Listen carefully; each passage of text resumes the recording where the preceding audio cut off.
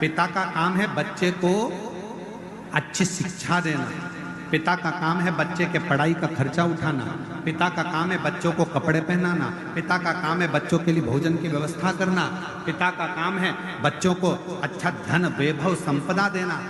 पर पिता से ज्यादा जरूरी काम माता का होता है कि घर में जो बच्चे पढ़ाई कर रहे हैं, घर में जो बच्चे रह रहे हैं, उनको अपने घर के संस्कारों में ढालना और उन बच्चों को सही मार्ग निश्चित करना, प्रशस्त करना। ये माँ का कर्तव्य ज्यादा बड़ा होता है, पिता से बड़ा होता है माता का कर्तव्य, जो अपने बच्चों को साधे, संस्कारों से जोड़े। इसलिए मेरा बेटाओं से निवेदन है, बेटियों से निवेदन है, अपनी जिंदगी में दो को मत छोड़ना, एक माँ को, एक माला को। माँ तुम्हें अपने आंचल में रखेगी और माला आपको जिंदगी में छाती तान कर चलना सिखा देगी।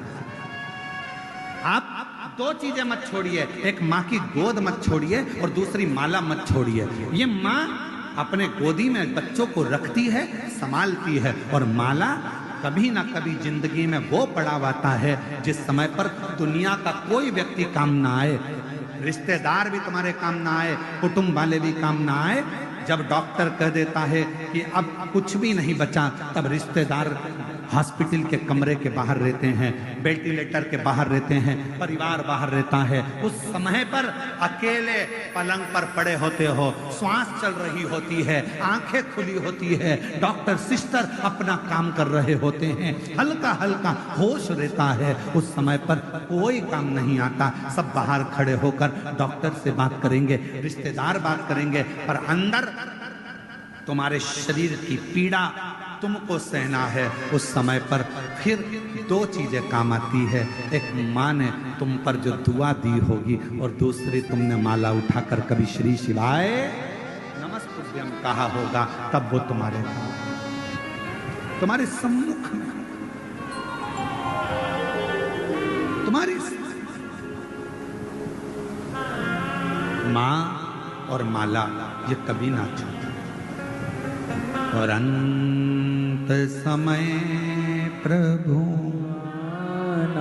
सब बोलिए, साथ में बोलिए, अंत समय प्रभु आना पड़ेगा, वचन दिया तो निभाना पड़ेगा, आए ना आए प्रभु कुटुंब कबीरा, अंत समय प्रभु आना पड़ेगा, वचन दिया तो निभाना पड़ेगा, अंत समय प्रभु आना पड़ेगा। कौन आए?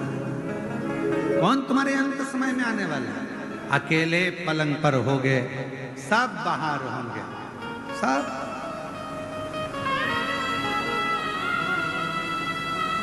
कौन आए?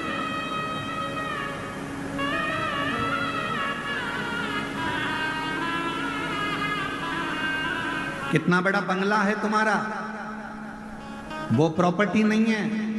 कितनी जमीन है तुम्हारी, वो प्रॉपर्टी नहीं है। कितनी गाड़ियां खरीदी, वो प्रॉपर्टी नहीं है। सबसे बड़ी प्रॉपर्टी कब नजर आती है? जब व्यक्ति मरता है, अर्थी पर सोता है, तब समझ में आता है कि व्यक्ति की प्रॉपर्टी कितनी है, मतलब उसका व्यवहार कितना है, तब समझ में आता है। पड़ा है अर्थी पर, पड़ोसी भी नहीं आते किसी किसी के, तो रिश्तेदार भी नहीं आते, नातेदार भी नहीं आते, पड़ा प्रॉपर्टी। हमारे को लगता है जमीन जायदाद घर बंगला ये हमारी प्रॉपर्टी, नहीं नहीं, हमारी सही प्रॉपर्टी हमारा व्यवहार। एक जेठानी और देवरानी में लड़ाई हो जाती है, वो अपने घर चली जाती है, वो अपने घर चली जाती है, सबका घर, सबका मकान, सबका अपना हो जाता है, एक दूसरे का मुंह नहीं देखते। क्यों? क्योंकि उन्होंने सब कुछ बनाया, बंगला भी बना लिया, गाड़ी भी बना ली, सब कुछ कर लिया। दोनों के पति कमा रहे हैं, दोनों कमाकर बंगला भी बना रहे हैं, गाड़ी भी ला रहे हैं, पर उसकी प्रॉपर्टी